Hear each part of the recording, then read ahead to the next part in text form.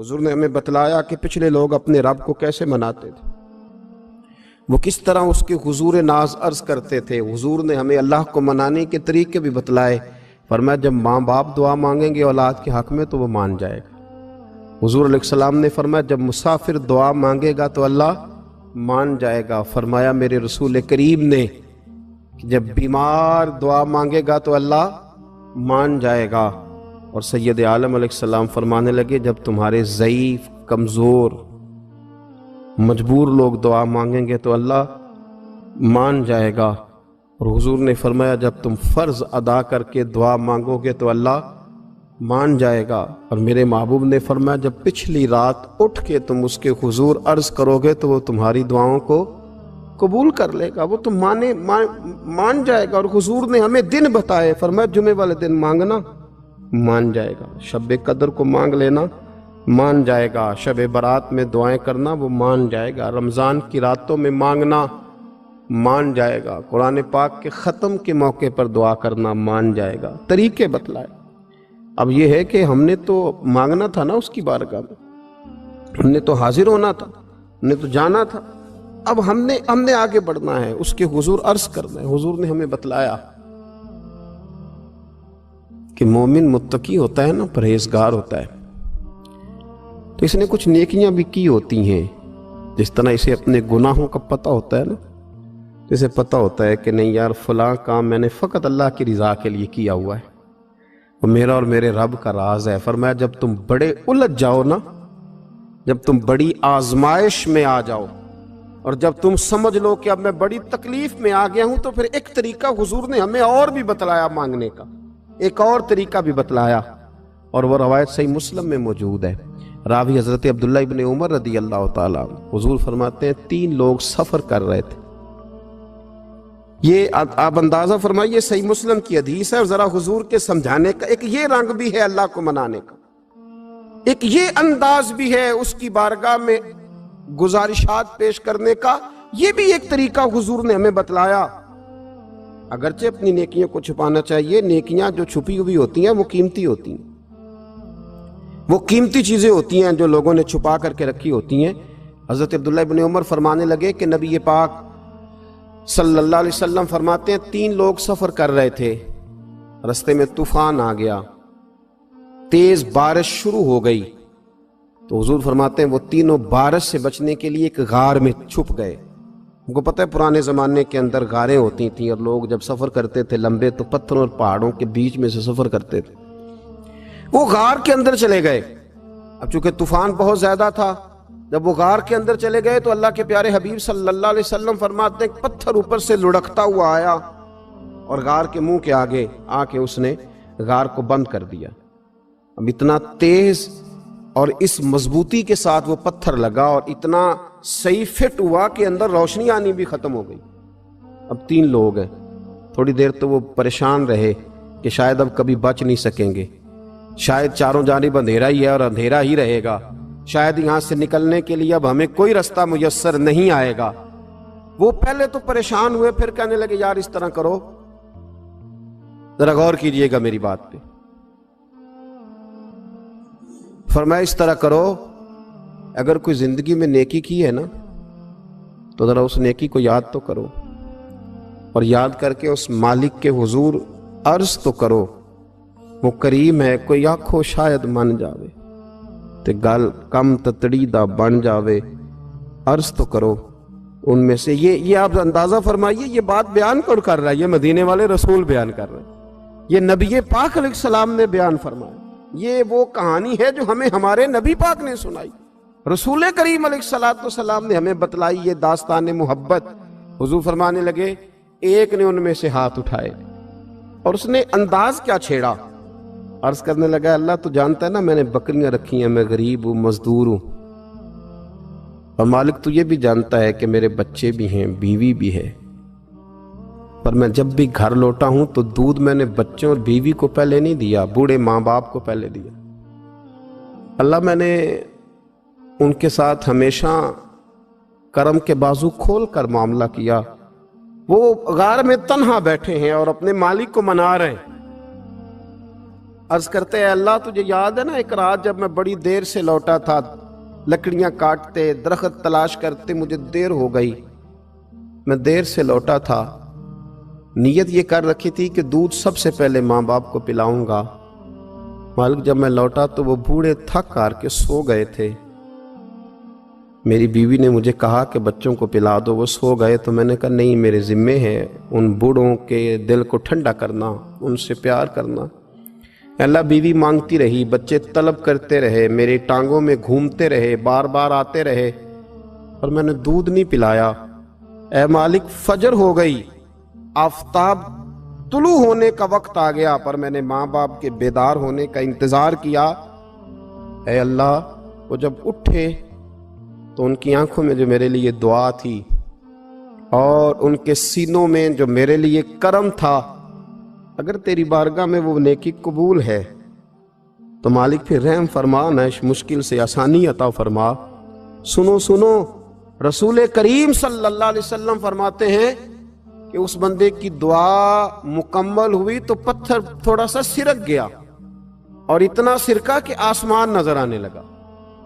جس نے ماں باپ کو منایا ہے، ان سے پیار کیا ہے، پھر یہی بات وسیلہ بن جائے گی رب کے ماننے کا، پھر یہ وسیلہ بنے گی، اللہ اس سے مان جائے گا۔ پھر رسول کریم صلی اللہ علیہ وسلم فرمانے لگے، دوسرا بولا اور عرض کرنے لگا کہ اے اللہ تو جانتا ہے مجھے اپنے چچا کی بیٹی بھانے لگی تھی، میں اس کی طرف رغبت کرنے لگا تھا، اور میں نے جب اس سے جا کے ارادہ کیا کہ میں تیرا طالب ہوں، تو اس نے مجھے کہا کہ پہلے 100 دینار لاؤ۔ بانا تو اللہ میں نے مشقت کر کے 100 دینار جمع کیے، اور جب میں پوری طرح اس پر حاوی ہو گیا، وہ میرے قبضے میں آ گئی اور گناہ کا میں نے ارادہ کر لیا، تو اس عورت کے منہ سے ایک جملہ نکلا کہ اللہ سے ڈر۔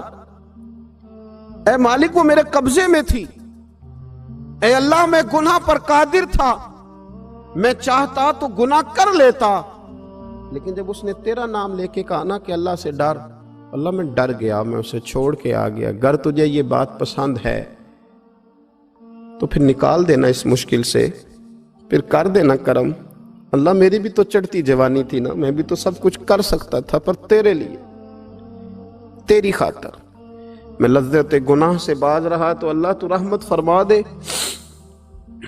حضور فرماتے ہیں اس کی دعا مکمل ہوئی تھی کہ پتھر تھوڑا اور سرک گیا۔ پھر تیسرا بولا، اور اس نے بول کے کہا اے اللہ ایک مزدور کو، ایک دیہڑی دار کو، ایک غریب کو میں نے کام پہ رکھا ہوا تھا، یہ تیرا اور میرا راز ہے اللہ۔ وہ مزدور، وہ دیہڑی دار میرے پاس کام پہ لگا تھا، کچھ چاول میں نے اس کی اجرت مقرر کر دی کہ تو کام مکمل کرے گا تو میں تجھے دوں گا، اور جب اجرت لینے کا وقت آیا تو وہ بگڑ کر ناراض ہو کر چلا گیا، میں اسے ڈھونڈتا رہا، وہ مجھے ملا نہیں، میں نے اس کے چاولوں کی قیمت کاروبار میں انویسٹ کر دی، اس کا تھوڑا سا سرمایہ پر میں نے کھایا نہیں، پھر وہ اس سے میں کاروبار کرتا رہا، اور اتنا کاروبار کیا کہ بہت ساری گائیں اور ان کے چرواہے تیار ہو گئے، وہ سالوں کے بعد لوٹا، میں نے اس غریب کا مال کھایا نہیں بلکہ بڑھایا، محفوظ کر کے رکھا، وہ سالوں کے بعد لوٹا اور کہنے لگا میرا مال، تو میں نے کہا وہ ساری گائیں تیری ہیں، وہ چرواہا تیرا ہے، یہ سارا کچھ تیرا ہے۔ تو کہنے لگا تو مجھ سے مذاق کرتا ہے، میں غریب کہاں اور گاؤں اتنی بڑی گائیں کہاں، تو مذاق کرتا ہے؟ تو میں نے کہا مذاق نہیں، میں نے اپنے رب سے ڈر کے تیرے مال کی حفاظت کی، یہ تیرا ہے۔ اے اللہ میں کھا بھی تو سکتا تھا نا، پر تجھ سے ڈر کر میں نے وہ سارا محفوظ رکھا۔ اللہ اگر تجھے میری یہ ادا پسند ہے تو پھر آج مان جانا، آج راضی ہو جا۔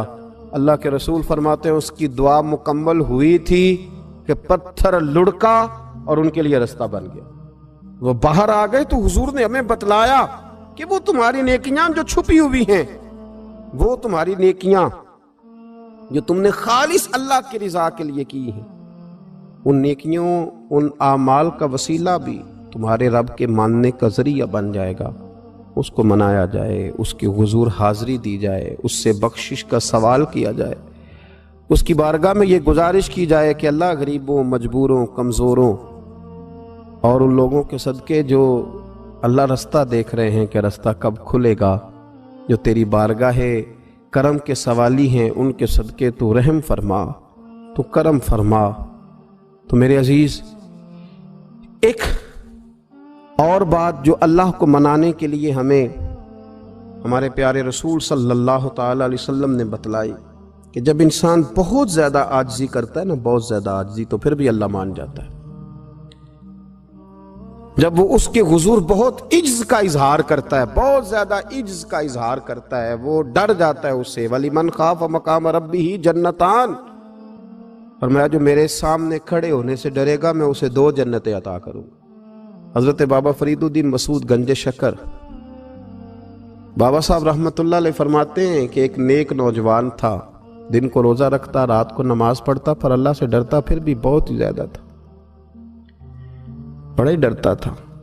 موت کا وقت آیا تو ماں ہی تھی بس اس کی، تو ماں سے کہنے لگا اماں تو میری ماں ہے، میرے ساتھ 3 وعدے تو کر۔ اس نے کہا پتر تو بتا، آخری ہجکی لے رہا ہے اور اس غریبنی ماں سے تو وعدہ لے رہا ہے، بتا کیا وعدہ ہے؟ تو عرض کرنے لگا اماں جب میں مر جاؤں نا تو میرے گلے میں رسی ڈال کے تو مجھے گھمانا گھر کے صحن میں، اور لوگوں کو کہنا جو رب کی نافرمانی کرے اس کا یہی حال ہوتا ہے۔ یہ اعلان کرنا جو اللہ کے نافرمان ہوں ان کا یہی اشر کیا جانا چاہیے۔ اور اماں پھر دوسرا وعدہ کر، میرا رات کو جنازہ اٹھایا جائے، میں نہیں چاہتا کہ کسی کے منہ سے یہ لفظ نکل جائیں کہ وہ دیکھو اللہ کا نافرمان جا رہا ہے، رات کو میرا جنازہ اٹھانا۔ اور اماں تیسرا میرے ساتھ وعدہ کر کہ لوگ مجھے دفن کر کے آ جائیں گے تو میری قبر پہ چلی جائے گی، عمل میرے پاس کوئی نہیں، پر مجھے لگتا ہے ماں کے قدموں کی برکت سے عرش کا مالک بھی رحم فرمائے گا۔ اماں تو وعدہ کر کہ میرے ساتھ وعدہ کر۔ بابا صاحب رحمۃ اللہ علیہ فرمانے لگے کہ ماں بوڑھی ماں نے وعدہ کر لیا، کہا بیٹے ٹھیک ہے، اگر تیری یہی ضد ہے تو میں تیار ہوں۔ پھر اس نے کلمہ شہادت پڑھا، اس نوجوان کی روح پرواز کر گئی، بوڑھی ماں نے رسی منگائی تو وَلِمَنْ خَافَ مَقَامَ رَبِّهِ جَنَّتَانِ، جو ڈر جائے، اس نے تو کہا تھا نا کہ رسی ڈال کے گھمانا اور کہنا یہ اللہ کا نافرمان ہے، اس کا یہی اشر ہونا چاہیے تھا۔ لیکن جب ماں گلے میں رسی ڈالنے لگی تو گھر کے ہر کونے سے آواز آنے لگی، خبردار یہ رب کا دوست ہے، اللہ کے دوستوں کے ساتھ اس طرح کا معاملہ نہ کیا جائے، اسے چھوڑ دیا جائے۔ اور کہا تمہیں کچھ بھی اور کرنے کی ضرورت نہیں ہے، یہ تو رب کا دوست ہے اور رب کی بارگاہ میں حاضر ہو گیا۔ کچھ کوئی بندہ کہے گا کہ یہ تو ایک بابا فرید کا سنایا ہوا واقعہ ہے، سنیے، بخاری میں حدیث ہے، نبی پاک صلی اللہ علیہ وسلم نے فرمایا، حضرت ابو ہریرہ رضی اللہ تعالیٰ عنہ راوی ہیں، حضور فرماتے ایک شخص مرنے لگا تو اپنے بچوں سے کہنے لگا کہ میں جب مر جاؤں تو مجھے جلا دینا، اور پھر میرے جلے ہوئے وجود کو پیس دینا، پھر مجھے ہوا میں اڑا دینا۔ پتر مجھے اڑا دینا، مجھے بڑا ڈر لگتا ہے، اگر رب نے مجھ سے حساب پوچھا تو میں قابل نہیں ہوں، اڑا دینا مجھے ہواؤں میں۔ اگر اس نے مجھ سے عذاب لیا تو حساب لیا تو بڑا سخت حساب لے گا۔ حضور فرماتے ہیں، بخاری میں موجود ہے، اس کے بچوں نے اسی طرح کیا، اس کے مرنے کے بعد اسے جلایا، ہوا میں اڑا دیا۔ اللہ کے محبوب فرماتے ہیں رب کریم نے حکم دیا زمین کو کہ اس کے ذرات کو جمع کرو، زمین نے ذرے جمع کیے، خدا نے حکم دیا تو اس کا وجود پھر سے اسی شکل میں آیا۔ تو رب کریم نے فرمایا یہ جو تو نے وصیت کی تو کیوں کی؟ اللہ جانتا ہے کہ نہیں جانتا؟ یہ کی تو کیوں کی؟ تو رو پڑا، کہنے لگا اللہ میرے اندر تو طاقت نہیں تھی تیرے سامنے کھڑا ہو کے حساب دے سکوں، تجھے منانے کے لیے تیرے خوف سے ڈر گیا، میں ڈر گیا۔ اگرچہ ہمارے بزرگوں نے لکھا ہے کہ آج یہ وصیت کرنا، اس رنگ میں یہ طرز اختیار کرنا درست نہیں، لیکن آپ غور فرمائیے کہ نبی پاک علیہ السلام فرماتے ہیں جب اس نے کہا نا اللہ تجھ سے ڈر کے یہ کیا، تو رب کریم نے فرمایا جا پھر میں نے تیری مغفرت کر دی، کیونکہ اللہ کو پتا تھا یہ دل سے بات کر رہا ہے۔ ایک چوتھی بات میرے رسول پاک علیہ السلام نے فرمایا کہ جب رب نہ مانے تو پھر وہ کمزوروں کے صدقے مان جاتا ہے۔ پھر وہ ضعیفوں کے صدقے مان جاتا ہے۔ فرمایا اللہ تم سے بارشیں روکنا چاہتا ہے، پر تمہارے ضعیفوں، کمزوروں، غریبوں کے صدقے، مجبوروں کے صدقے وہ تم پر بارشیں برساتا ہے۔ حضور فرماتے ہیں رب اشغاذا اغبر لو اقسم علی اللہ لا برا۔ کچھ ایسے لوگ ہوتے ہیں کہ ان کے بالوں میں خاک پڑی ہوتی ہے، چہروں پہ مٹی الجھے ہوئے ہوتے ہیں، لیکن اگر وہ اللہ پہ قسم کھا لیں تو اللہ ان کی قسم بھی پوری کر دیتا ہے۔